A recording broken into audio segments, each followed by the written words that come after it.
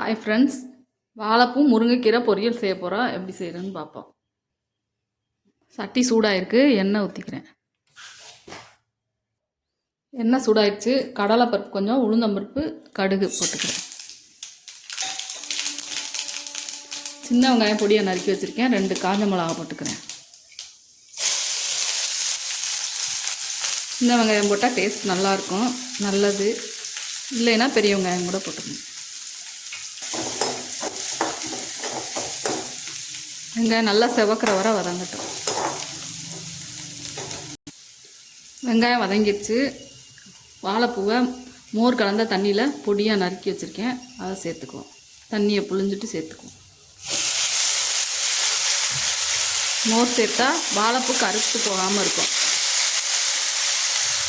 அதனால் மோர் கொஞ்சம் 1 ஸ்பூன் சேர்த்தா போதும்.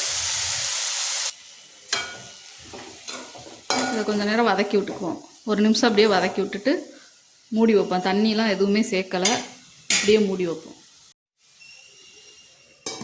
லோ ஃப்ளேமில் வச்சு ஒரு 2 நிமிஷம் அப்படியே வதங்கட்டும் எண்ணெயிலே. அந்த வாழைப்பூவே தண்ணி விடும். நம்ம தண்ணியே சேர்க்கலை, அந்த தண்ணியிலே வதங்கிடும்.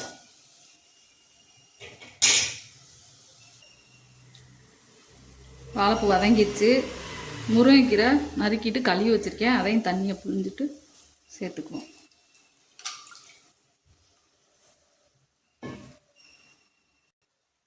முருங்கைக்கீரையை அதோடு சேர்த்து வதக்கி விட்டுருவோம்.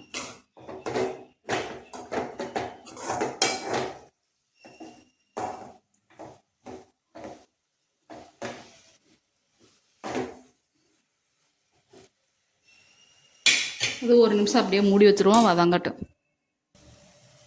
வதங்கிடுச்சு. உப்பு தேவையான அளவு சேர்த்துக்கிறேன். தண்ணி கொஞ்சமாக சேர்த்து, ஏற்கனவே வதங்கிடுச்சு, அதனால் சீக்கிரம் வெந்துடும். கிண்டி விட்டு மூடி வச்சுருவோம் லோ ஃப்ளேமில் வச்சு.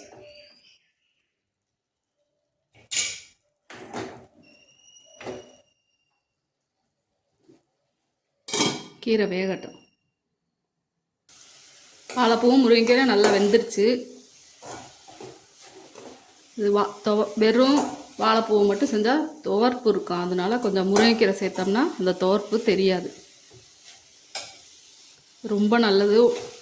2லையுமே நிறைய சத்துக்கள் இருக்குது, வாழைப்பூலையும் முருங்கைக்கீரையிலையும். அதனால் அடிக்கடி செஞ்சு வாரம் ஒரு தவணையாவது செஞ்சு சாப்பிட்டா நல்லது. தேங்காய் திருகி வச்சுருக்கேன், அதை சேர்த்துக்குவோம்.